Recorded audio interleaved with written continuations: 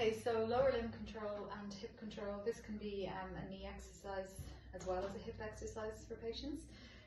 So we're using the tighter band up here, the shorter band, and we're set up so that our alignment is such that the knee is over the middle toe, the arch of the foot is off the ground on the weight-bearing foot, and the other leg is reaching behind, and we have the two arms out in front. Okay, so leaning into this position and then using the downward pressure of the straps to keep the shoulder blades in good alignment, back of the neck nice and long. And so the weight is on the left leg, they're barely tipping the ground on the right side, and they've got to try and hold that knee position as they go into some arm circles out, around and back in. So there's a work through the quad muscle at the front of the left thigh, so you're working on endurance aspect of the quad, and then the glute should be engaged on the right leg back behind. So then you can bring in arm lifts at the same time as the leg extends and back down. And so that movement there is called a triple extension, where our ankle is extended, our knee is extended, and our hip is in extension at the same time.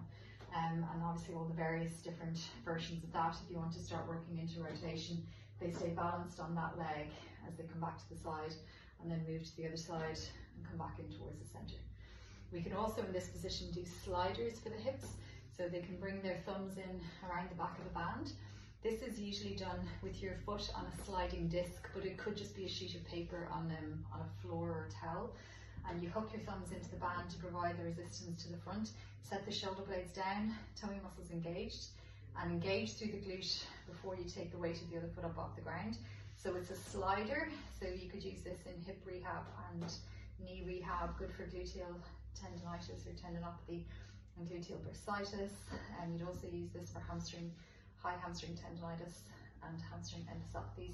So pushing back, locking out through the leg and coming back in, and then we can do variations of that where we move into as if you're standing on the face of the clock. So you go back to 6 o'clock and back in, and then you go to 5 o'clock, 4 o'clock, 3 o'clock, and so on. So proprioceptively working, which is the presence of the band is really making this a closed chain exercise for the right leg. We call it closed chain because the foot is in contact with something as it moves. It's the resistance of the band as you pull up stimulates more proprioceptive work up through the joint.